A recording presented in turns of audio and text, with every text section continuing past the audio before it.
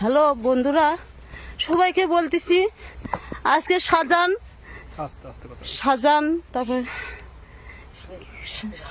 আর কি শাহজাহান মাস্টার, দাদা master, Siddique master, তারপরে হলে রশিদ, তারপরে হলে শাহজাহানের সম্বন্ধী, ওই শাহজাহানের একটা সম্বন্ধী, ওর নাম জানি না সঠিক। তাই বলতেছি ভাই, আমাদের আজকে বাড়ি ঘর ভাঙে কিচ্ছু রাখেনি।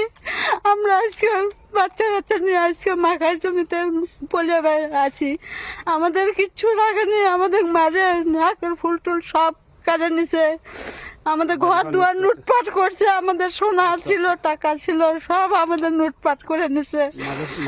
মাঝে সাঝে এসে বলে তোদেরকে এটি থাকতে দেবো না, তোরা বাংলাদেশ থেকে আসছিস, তোদের বাংলাদেশে পাঠিয়ে দিব।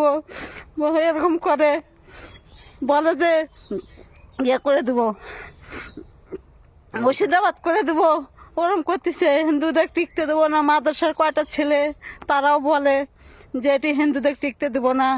মসজিদ আছে, মাদ্রাসা আছে, আমাদের মাদ্রাসা আছে, মসজিদ আছে, ওনারা আলোচনা করে যে যা থাকতে দেবো না হিন্দুদের। আপনারা একটু সাহায্য করেন আমাদের, এটা আপনাদের কাছে অনুরোধ। মাকা জমির মধ্যে লুকিয়ে থেকে আমরা ভিডিও করে বলতেছি, আমাদের আজকে বাচ্চা কাচ্চা নিয়ে আমরা এই জায়গায় ভাগে আসে ঢুকে আছি।